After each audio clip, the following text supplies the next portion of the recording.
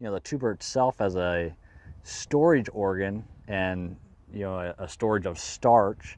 And also just, we look at the number of tubers and what's being set and the demand on the plant, that relationship of potassium and that need for potassium to keep that engine, so to speak, driving, and the demand. Can you kind of speak to that and, the seasonality of that demand for potassium to produce? Function in the plant, once it's taken in through the root hairs, that's where all the nutrients and the water come into the root system, across membranes that are selectively permeable. Certain things can come in, other things don't.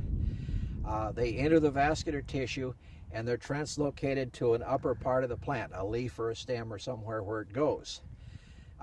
When there is sunlight of sufficient brightness present, the chlorophyll molecules in the leaf, which is the reason for the green color, are capturing the energy of sunlight and converting it into chemical bonds. The process that photosynthesis produces is sucrose, which is table sugar. Sucrose is a little bit too big a molecule to travel throughout the plant to other places, whether it's to a new leaf or a flower or somewhere else in the plant, or down into the tuber and be stored.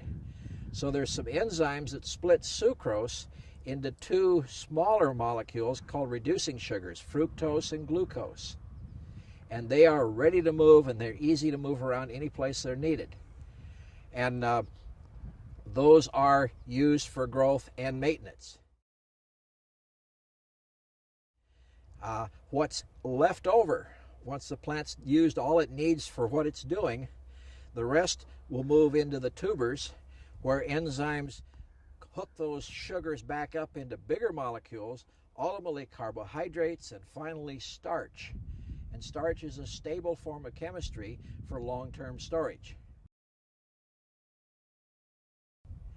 If we had a potato that we're going to call a seed potato, that starch that was deposited last year's crop becomes the energy source for the new plant to grow with the next spring.